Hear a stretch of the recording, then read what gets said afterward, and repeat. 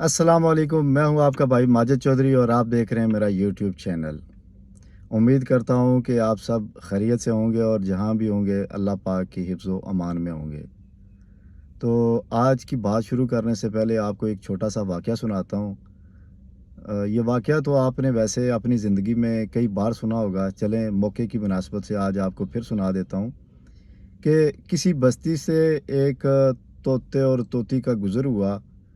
तो जो बस्ती थी वो बड़ी वीरान हुई थी और उसका कोई खंडरात में तकरीबन तब्दील थी। या कि यानी कि वहाँ पे कोई चहल-पहल या इस तरह का जो एक माहौल था वो उनको नज़र ना आया। तो तोती ने तोते से कहा कि ये बस्ती तबाह हुई है तो यकीनन यहाँ से कभी किसी उल्लू का गुज़र हुआ होगा। तो इसलिए ये बस्ती जो है ना तबाह हो गई है। तो ये बातें कर रहे थे आपस में तोती और तोता, तो पास ही कहीं उल्लू था। उल्लू ने इनकी बातें सुन ली। तो उसने तोते और तोती से मुखातिब होकर कहा कि आप लगता है कि इस बस्ती में नए आए हैं, मेहमान हैं यहाँ के, तो आप एक काम करें कि आप मेरे साथ चलें मेरे घर में और मुझे खिदमत का मौका दें। तोता और तोती जो थे वो चले गए उल्लू के घर। उल्लू ने बड़ी खिदमत शिदमत की, खाना शाना खिलाया सुलाया। सुबह जब उठे तोता और तोती जब अपने सफ़र पर निकलने लगे तो उल्लू ने क्या किया कि तोती का जो बाजू था वो पकड़ लिया। उसने कहा, भाई आप किधर? तो उसने कहा, क्यों क्या हुआ? हम तो जा रहे हैं। तो उसने कहा कि नहीं नहीं, आपने कहाँ जाना, आप तो मेरी बीवी हैं, तो आप तोते के साथ किधर जा रही हैं? तो तोता बड़ा परेशान हुआ और जो तोती थी वो भी अक्का बक्का रह गई। तो खैर तोते ने कहा कि भाई उल्लू क्या कर रहे हो, ये मेरी बीवी है और आप इसको अपनी बीवी बना रहे हो ज़बरदस्ती से। खैर दोनों में काफ़ी बहस तकरार हुई। जब बात किसी तरफ ख़त्म होने को ना आई तो फिर उल्लू ने एक मशवरा दिया कि चलें हमारी लड़ाई का जो है वो फ़ैसला काज़ी से करवा लेते हैं। काज़ी फ़ैसला कर देगा कि ये तोती किसकी बीवी है। अगर आपको मंजूर है तो काज़ी के पास चलते हैं। तोता भी काफ़ी देर से परेशान था चूँकि उल्लू मान ही नहीं रहा था। तो तोते ने कहा कि चलो फिर ऐसा कर लेते हैं, काज़ी के पास चले जाते हैं, काज़ी फ़ैसला कर देगा तो फिर यकीनन वो मेरे हक़ में ही फ़ैसला करेगा। तो ये इसने अच्छा ऑप्शन दिया है, काज़ी के पास चले जाते हैं। जब काज़ी के पास जाते हैं, काज़ी अपनी अदालत लगाता है। तो दोनों का मौक़िफ़ सुनने के बाद काज़ी साहब जो फ़ैसला करते हैं वो कहते हैं, जी तोती जो है ये उल्लू की बीवी है, तोते की नहीं है। तोता ये सुनकर बड़ा हैरान और परेशान हुआ। ख़ैर काज़ी का फ़ैसला था, सुनना पड़ा उसको और मानना भी पड़ा। तो फ़ैसले के बाद तोता, तोती और उल्लू जो है अपनी बीवी को, तोती को लेके जब अदालत से, काज़ी की वो अदालत से बाहर निकले, तो जब जाने लगा तोता तो उल्लू ने आवाज़ दी उसको कि भाई बात सुनना ज़रा। तो तोते ने जब बात सुनी उसने कहा कि ये अपनी जो बीवी है ना इसको साथ ले जाओ। तो तोते ने जब उल्लू की बात सुनी तो बड़ा हैरतज़दा हुआ। तो उसने कहा कि भाई क्यों मजाक कर रहे हो, एक तो आपने मेरी बीवी छीन ली है और ऊपर से मजाक कर रहे हो, तो क्यों मेरे ज़ख्मों पे नमक छिड़कते हो। तो उसने कहा कि मैं सिर्फ ये समझाना चाहता था कि उल्लू की वजह से बस्तियां जो हैं वो बर्बाद नहीं होती, ना वीरान होती हैं, बल्कि जिस माशरे से अदल और इंसाफ उठ जाए ना वो बस्तियां वीरान होती हैं, वो बस्तियां बर्बाद होती हैं, वो कौमें बर्बाद होती हैं, वो मुल्क बर्बाद होते हैं। उल्लू कुछ नहीं करते। ये जो उल्लू अदालतों में बैठ जाते हैं ना, ये उन उल्लुओं का काम है, हमारा काम नहीं है इनको बर्बाद करना। जो पाकिस्तान का अदालती निज़ाम है वो इस वक्त मुकम्मल तौर पर मफलूज हो चुका है, कोई पुरसान हाल नहीं है। जिस तरह से कल एक फ़ैसला आया है, यानी कि जंगल के कानून से भी बदतर। जंगल में तो ये होता है ना कि ताकतवर जो है, जो भेड़िया, शेर, ये छोटे कमज़ोर जानवरों को खा जाते हैं, लेकिन वहाँ पे ये तो पता होता है ना कि हमारी सुनवाई कहीं नहीं है, कोई अदालत नहीं है, कोई जरगा नहीं लगेगा, किसी को हम बता नहीं सकते, कोई इनका हिसाब नहीं ले सकता। तो उनका तो एक वहाँ पे एक सिस्टम जो राइज है वही रहता है। लेकिन इंसानी माशरे में तो ऐसा नहीं है। हमारे अदालतें यहाँ पे बनाई जाती हैं, काजी बैठते हैं जो कि फ़ैसले करते हैं। और अब फ़ैसले यहाँ तक आ गए हैं कि आप किसी बंदे को जो उनका मयार है वो ये है कि किसी बंदे पे भी आप फ़र्द जुर्म आयद करें, उसको अदालत में बुलाएं और उसको सज़ा सुना दें। यानी कि उससे ये ना पूछा जाए कि आपने ये जुर्म किया है कि नहीं किया। اگر نہیں کیا تو اس کی صفائی میں، اپنی صفائی میں آپ کوئی گواہ ہے آپ کے پاس یا پھر آپ کچھ کہنا چاہیں گے تو یہ اختیار جو ہے یہ ختم ہو گیا ہے۔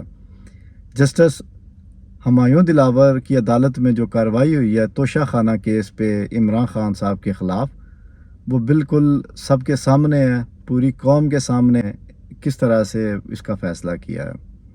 تو میں سمجھتا ہوں کہ عدل اور انصاف کے بغیر یہ معاشرہ کبھی نہیں آگے جا سکتا، نہ پاکستان آگے جائے گا، نہ یہ معاشرہ کبھی بھی آگے جائے گا۔ ایک لاٹھی سے ہانکنے کا یہ جو سسٹم پچھلے 70-75 سالوں سے رائج ہے پاکستان میں، اس کو ختم کرنا ہوگا۔ حقیقی طور پر جو جمہوریت ہے پاکستان میں، اس کی بحالی بڑی ضروری ہے، اور تمام ادارے آزاد اور غیر سیاسی دباؤ کے آزادانہ طریقے سے جو ہے وہ کام کریں گے تو یہ معاشرہ اور یہ ملک ہمارا آگے جا سکتا ہے۔ اس کے علاوہ دوسرا کوئی آپشن نہیں ہے۔ اور خان صاحب کو انہوں نے اٹک جیل میں رکھا ہوا ہے۔ امید کرتے ہیں کہ منڈے کو انشاءاللہ کو پیش رفت ہوگی، معاملہ ہائی کورٹ میں جائے گا، ہائی کورٹ کیا فیصلہ کرتی ہے، اور اگر فیصلہ ہائی کورٹ سے بھی اگر ان کے خلاف آتا ہے تو پھر سپریم کورٹ تک جائے گا۔ خیر آگے کی باتیں جو ہیں وہ دیکھتے ہیں، اللہ کی ذات بہتر کرے گی انشاءاللہ۔